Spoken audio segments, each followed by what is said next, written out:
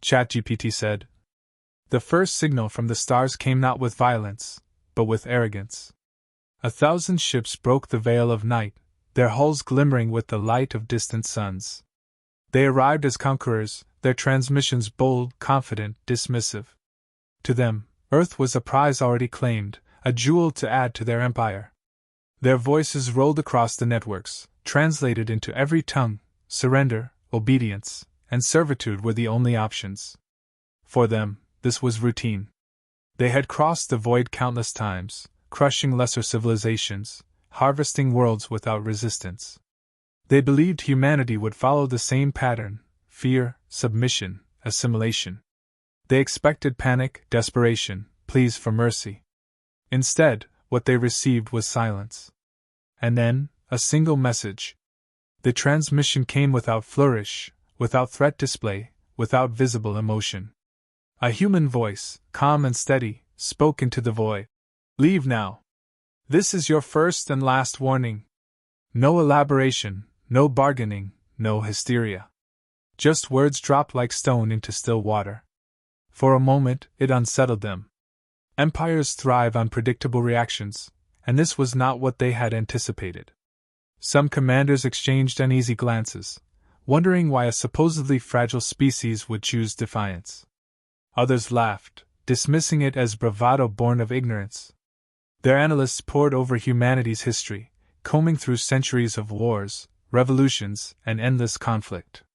The conclusion was the same: the humans had spirit, but spirit alone did not win against fleets of this scale. Their primitive defenses, satellites, aircraft, nuclear stockpiles, were archaic toys compared to the armaments bristling on alien warships. They assured themselves that the warning was nothing more than the squeal of cornered prey. But still, a whisper of doubt lingered. The delivery of that warning had carried no fear. It was not the desperate cry of the weak. It was measured, deliberate. It sounded like inevitability. The fleet pressed closer to orbit, their commanders eager to prove the humans wrong. They sent down probes, mapping continents and oceans, measuring population centers for easy strikes. The invaders did not see organized military mobilization, no frantic broadcasts pleading for aid from allies beyond the stars. They saw calm cities, routine signals, and no outward sign of panic. To them, this looked like paralysis. To the few who thought deeper, it looked like patience. The Empire's high command chose arrogance over caution. Their flagship's commander broadcast mockery across every channel. We have taken worlds greater than yours. We have broken empires older than your species. You are insects before the storm. Leave? No, we will stay, and we will rule. On Earth, there was no direct reply. The silence itself became a kind of response, one that grew heavier with each passing hour. For the humans, the decision had already been made the moment the fleet appeared. Their warning had not been a bluff. It had been the final courtesy before something else began. Among the alien officers, disquiet grew. Conquest was supposed to be swift, overwhelming. Yet nothing about this world felt predictable. The humans' quiet refusal did not match the patterns of other conquests. And more troubling still, no defenses were being revealed, no futile strikes launched against the fleet. It was as if Earth was waiting, coiled and ready, daring them to take the first step. Arrogance won again. The fleet shifted into assault formation. Warships angled their cannons toward the planet, ready to unleash a bombardment that would erase cities and burn landscapes. Their commanders boasted among themselves that one volley would shatter resistance before it began. Their logic was simple: the humans had been warned, had refused to submit, and now would be punished as all others had been punished before them. Far below, humanity watched. The message had been sent once. It did not need to be repeated. The invaders had chosen to ignore it. The silence before the storm thickened into dread for the few among the fleet capable of sensing what lay beneath it. They had heard the warning. They had chosen laughter over caution. They had mistaken calm for weakness. What they had failed to understand was simple: humanity did not waste words. When they said last warning, they meant it. And the countdown to consequences had already begun. The first barrage did not come as fire raining down, but as waves of invisible reach. Probes swarmed through orbit, scanning, relaying data, their sensors eager to expose hidden defenses. The fleet advanced with practiced precision, weapons charged, commanders certain the battle was already won. Yet their early triumph began unraveling almost instantly. At first, systems faltered. A destroyer's targeting arrays went black. A cruiser's propulsion stalled mid-maneuver, leaving it drifting. Dozens of minor glitches appeared across the armada. Engineers scrambled to trace the cause, blaming faulty calibrations or interference from Earth's magnetosphere. It was dismissed as coincidence, but the frequency increased. Whole fire control grids froze. Navigation locked into loops. Weapons cycled without command. Confusion spread through the fleet, but arrogance carried them forward. Orders were barked to prepare bombardment. Ships with functional weapons aligned, and energy built within the barrels of massive cannons. Then, just as the first volley prepared to fire, silence rippled through several formations. Systems powered down in unison, not destroyed, but held hostage. 100 ships fell inert within seconds, powerless husks adrift among the stars. Shock resonated in the command bridge of the flagship. Reports arrived in waves. No damage detected, no weapons fired against them, only sudden control loss. Officers shouted over one another, demanding answers. Some suspected mutiny, others sabotage. None wanted to admit what was unfolding. Humanity had reached into their systems, dismantling them from afar. Before panic could fully bloom, Earth's voice cut across the void once more. The same tone, steady and unyielding. Leave now. This is your last chance. There was no threat of annihilation, no plea for mercy.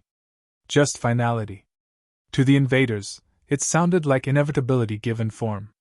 Some captains hesitated, torn between pride and instinct. But pride had ruled every campaign before, and it ruled them still. Withdrawal was unthinkable. To retreat from a species considered primitive would stain the Empire's honor. The order came: advance. Assault craft launched in waves, their thrusters burning streaks of fire as they dived into low orbit. Thousands of machines cut through the sky, primed for terror strikes. Their pilots expected to meet feeble resistance, perhaps outdated missiles or atmospheric fighters incapable of breaching shields. Instead, they found only silence. Targets loomed below, sprawling cities glowing like embers in the night, but nothing rose to meet them. Unease gnawed at the pilots. It was too easy, too quiet. And then the first formation vanished. From Earth's shadow, dormant structures awoke. What the aliens had mistaken for debris, derelict satellites, and abandoned platforms revealed their true nature. Energy lanced outward in precision arcs, cutting through shields, igniting fuel reserves, reducing craft to falling wreckage. Entire squadrons disappeared in an instant, reduced to ash before their distress signals could register. Those still alive scrambled for evasive maneuvers. Yet the more they struggled, the clearer it became that their controls were compromised. Navigation turned against them, thrusters firing without command, locking them into trajectories that ended in fire. Panic erupted across channels as pilots begged for extraction, cursed their failing ships, or fell into stunned silence as their instruments betrayed them. Above, the fleet attempted to adjust, shifting into new firing formations. But the same failures that crippled the first strike rippled outward. Command signals broke apart, jammed into static. Hull plating refused to respond to repairs. Firewalls collapsed without resistance, as though their enemy already knew every weakness in their systems. In desperation, a captain ordered a desperate bombardment: unleash everything left operational before it was too late. Cannons warmed, missiles armed, and for a heartbeat the fleet felt they had regained momentum. Then the warheads detonated prematurely within their bays. Firestorms tore through compartments. Entire wings of the fleet fractured under the weight of their own arsenal turned against them. The surviving commanders reeled, searching for explanation. This was no simple sabotage, no lucky strike from a desperate world. It was calculated, deliberate, an invisible assault that moved with terrifying precision. Yet the humans had not unleashed a single ship into orbit. No fleets of their own rose to meet the invaders. Their weapon was silence, patience, and an intimate understanding of how to dismantle their enemy without wasting motion. In the stunned aftermath, the fleet counted its losses. Dozens of ships were crippled or gone. Assault waves had been obliterated. Internal systems could no longer be trusted. Still, despite every sign that they had walked into something far beyond expectation, they clung to arrogance. Fear rippled among the lower ranks, but the high command would not allow retreat. To flee now would confirm what some already suspected, that this primitive world had outmatched them before the war had even begun. Pride demanded escalation. Humanity's warning had been dismissed once, then twice. Now, they resolved to unleash the full strength of their fleet, certain that overwhelming firepower could end what cunning had begun. They did not yet realize that escalation was exactly what humanity had been waiting for. The decision to escalate came with desperation masked as pride. The Empire's commanders ordered their fleets into full assault formation, determined to smother Earth with overwhelming firepower. Engines roared, cannons charged, and the blackness of orbit lit with energy as the Armada prepared to unleash devastation. Yet the moment the first volleys were fired, the true shape of humanity's defense revealed itself. Invisible beams cut through the darkness, originating from seemingly inert satellites that had floated unnoticed for decades. These were not relics of outdated exploration, but weapons hidden in plain sight. High-energy lances pierced through armored hulls, bypassing shields as if they were no more than mist. Ships staggered, their systems crumbling as fire spread across decks. Coordinated bursts followed, and more vessels fell silent in the void. Simultaneously, the fleet's communications fractured. Every attempt at coordination dissolved into chaos as voices were drowned by static or replaced with false orders. Squadrons found themselves directed into crossfire, colliding with each other or maneuvering directly into kill zones. No signal could be trusted, no channel secure. Even encrypted commands unraveled, as though humanity had always known the keys to their most guarded codes. The Empire's pilots soon realized the horror of fighting blind. Their instruments betrayed them, showing targets that weren't there or masking incoming strikes until it was too late.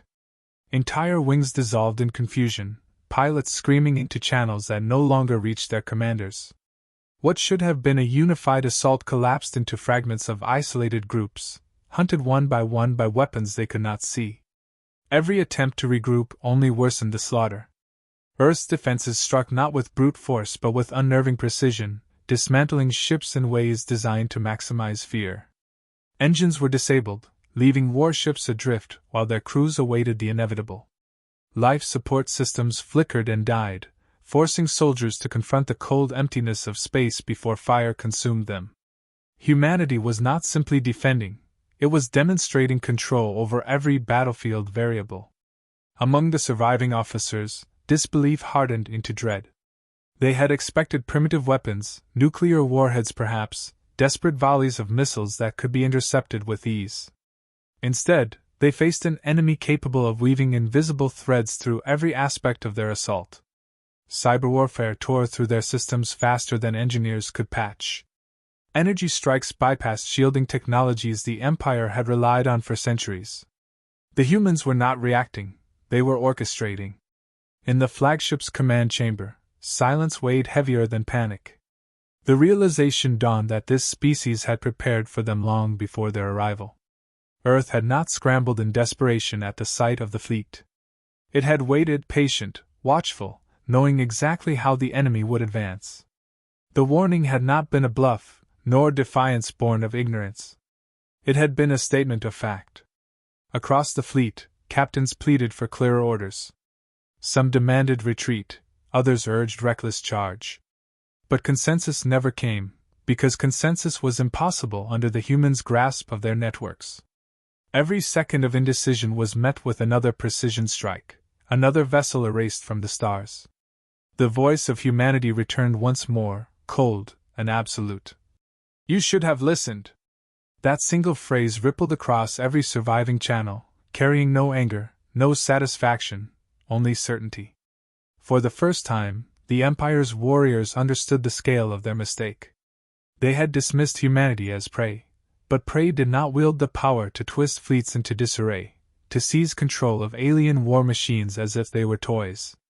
Fear bled through the ranks. Soldiers who had never known defeat whispered the unthinkable, that this enemy was not just another obstacle to be crushed, but something entirely different. Something that learned, adapted, and fought with a depth of ruthlessness they had never encountered. Ships attempted to break formation and flee the kill zones, but flight offered no safety. Their navigational systems betrayed them, locked into courses that carried them straight into the path of fire. Some commanders ordered self-destruct rather than allow their vessels to become puppets of an enemy they no longer understood. What the Empire failed to realize until that moment was that humanity's greatest weapon was not its technology, but its mindset. Earth had never been unified until the stars threatened it. Yet when confronted with extinction, every fragment of humanity's ingenuity, every lesson carved from centuries of conflict, every relentless will to endure had fused into a singular purpose. They were not defending simply to survive, they were demonstrating that survival was not optional, it was inevitable. The fleet, once proud and unbreakable, had been reduced to chaos. And yet, the humans had still held back. They had crippled more than they had destroyed, captured control more often than they had obliterated. This was not just war, it was a message. For those who still clung to arrogance, it was already too late. The turning point had come and passed, and humanity stood at its center, no longer underestimated, no longer dismissed, but recognized for what it truly was, a force unlike any the galaxy had ever seen. The Empire's commanders, cornered by mounting failures, cast aside caution and demanded total war. Every remaining ship was ordered to commit fully, to throw aside hesitation and overwhelm Earth with sheer brutality. They believed that saturation fire would crush any resistance, that raw numbers could succeed where tactics had failed. But escalation only revealed the final layer of humanity's design. As the Armada surged forward, Earth answered with counter-strikes no one had anticipated. The satellites that had crippled systems before now unleashed devastating volleys, their weapons cutting through armored hulls with surgical accuracy. Energy beams carved ships apart mid-maneuver, missiles erupted from hidden launch sites across the planet, and kinetic slugs hurled from orbit tore through vessels like glass. The attackers had assumed they were the hunters, yet every movement now placed them directly into humanity's trap. Entire flotillas disintegrated in coordinated waves of fire. Alien crews screamed as hulls ruptured, oxygen vented, and decks tore away into the void. Others found themselves drifting helplessly as engines died, their vessels locked in orbit like prey too broken to flee. Every strike carried precision, as though humanity knew exactly where to cut, which systems to target, which blows would cause the most chaos. What unsettled the invaders more than the destruction was the rhythm of their enemy. Humanity did not waste energy on theatrics. Each attack was deliberate, efficient, and merciless. There was no desperation, no recklessness. Only inevitability. The realization spread like a contagion. They were not fighting an untested world. They were fighting a predator older, sharper, and more cunning than any they had encountered. Messages of panic filled alien channels. Some captains begged for retreat, others for reinforcements, while a few clung stubbornly to pride. But the humans had already stripped them of unity. Without cohesion, their armada fractured into desperate fragments, each one hunted down in isolation. The larger ships, once symbols of dominance, became glowing beacons for Earth's guns. The first flagship detonated under a barrage of coordinated fire, its wreckage scattering across orbit. Shockwaves rolled through the fleet as morale collapsed. Captured communications revealed the depth of their terror. Officers whispered of unseen enemies inside their systems, of weapons that ignored shields, of tactics designed not only to kill but to terrify. They had once believed fear belonged to others, that empires thrived on inflicting it. Now they were drowning in it themselves. The second broadcast from Earth came not as a warning but as judgment. "This is what defiance costs you." Those words reached every surviving crew member, cutting through interference with chilling clarity. It was not shouted, not embellished. It carried the weight of fact, of history written in fire. And for the first time, the invaders understood what countless human wars had already proven, that surrender was not in humanity's nature. Alien doctrine unraveled in real time. They had crushed species before with swift, overwhelming displays of force. Yet humanity did not break, did not plead, did not falter. They answered escalation with escalation, force with precision, pride with merciless unity. No other civilization had fought this way. The invaders realized too late that humans did not view survival as victory. For them, victory meant ensuring that no future threat would dare approach again. As ships fell one after another, panic turned into collapse. Discipline evaporated. Some vessels fired on allies in blind desperation, mistaking them for attackers amidst the chaos of jammed signals. Others attempted to flee, only to be intercepted and destroyed with calculated efficiency. The more they struggled, the clearer the truth became: humanity was not merely defending Earth, it was dismantling an empire's illusion of invincibility. In the depths of defeat, a grim understanding spread across the surviving crews. They were witnessing more than resistance. They were witnessing a declaration to the galaxy itself. Humanity's defiance was not a singular act but a philosophy, a truth carved into every strike, that no matter the scale of opposition, no matter the arrogance of conquerors, this species would never bow. By the time the last organized formations collapsed, the Empire's forces had been reduced to fragments, scattered ships, crippled hulks, and survivors too broken to resist. Humanity had taken the invaders' pride and shattered it, leaving only fear in its place. And in that fear, a new legend was born, one that would ripple far beyond Earth's orbit. The survivors limped away from Earth with shattered hulls and broken will, their fleet reduced from an armada to a scattering of ruined vessels barely clinging to function. Engines sputtered, crews whispered in fear, and the memory of what they had faced weighed heavier than their losses. Their retreat was not organized but chaotic, a scattering of remnants desperate to escape a battlefield that had turned against them at every turn. For the first time in their long campaigns, they fled not because they were outnumbered, but because they had glimpsed something they could not endure. The humans did not chase them with gloating words or triumphant songs. Instead, a single transmission reached them, simple and absolute. "This is our home," spread the warning. "Any who come will share your fate." There was no boasting, no celebration. The voice carried no joy in victory, only cold certainty, as if the destruction of an empire's fleet had been nothing more than the fulfillment of an inevitable promise.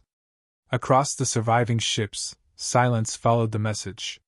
Some of the alien officers stared in disbelief, others trembled in quiet dread. The humans had not fought for conquest, had not sought to follow them into the stars, had not demanded tribute or submission. They had fought for one thing only: protection of their world, and they had done so with a ferocity that transcended anything the Empire had ever encountered. The realization struck deeper than any weapon: humanity's strength was not in fleets or firepower, but in the refusal to be broken. As the survivors drifted back into the wider expanse of space, they became unwilling heralds of a new reality. Their stories spread through whispered reports and broken communiques, that Earth was not prey, but a predator cloaked in patience. They spoke of systems seized without warning, of fleets turned against themselves, of weapons that cut through the strongest armor as though it were paper. Yet more frightening than the weapons was the mindset. The humans had given one warning, a single chance, and when it was ignored, they unleashed a response that showed no hesitation, no restraint. In the halls of power across distant worlds, these reports carried weight that no propaganda could erase. Civilizations that had once feared the Empire began to question its strength. If an unclaimed world could stand against a fleet of thousands and send it fleeing, what did that say about the Empire's invincibility? Doubt spread like wildfire, and with it came whispers of rebellion, resistance, and the possibility that the galaxy was not as the conquerors had always claimed. For humanity, the battle ended not with parades or glory, but with quiet resolve. On Earth, the people returned to their routines, rebuilding what little had been touched, their eyes still lifted to the stars. There was no illusion that the danger was gone. The invaders had fled, but others would come. Yet the lesson had been made clear to all who might be watching: Humanity did not beg, did not yield, and did not forgive arrogance. In the void, wreckage continued to orbit as silent testimony. The Empire's shattered pride floated alongside the remains of their once mighty fleet, a monument visible to any who dared approach. Every broken hull carried the same unspoken message: Earth was not a world to conquer. It was a world that would endure, and any who tested it would pay in blood and fire. Among the survivors, the fear became legend.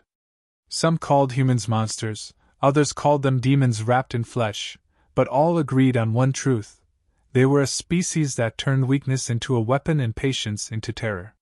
Where others saw prey, humanity revealed teeth. Where others sought conquest, humanity promised annihilation. The galaxy began to whisper in hushed tones: do not provoke them, do not test them, do not mistake silence for submission. The warning carried further than the wreckage, embedding itself into the very fabric of interstellar thought. Humanity itself remained watchful, not reveling in what had been done, but preparing for what might come next. Their warning had been spoken once and would never change. To those who would seek to test it, the ruins of the Empire's fleet stood as proof. And so the legend solidified, not born of conquest, but of defiance. Humanity had not reached into the stars to dominate. They had simply declared, with unshakable certainty, that Earth was theirs, and theirs alone. Any who forgot that truth would find themselves broken, as the fleet had been broken, as all who ignored the warning would one day be.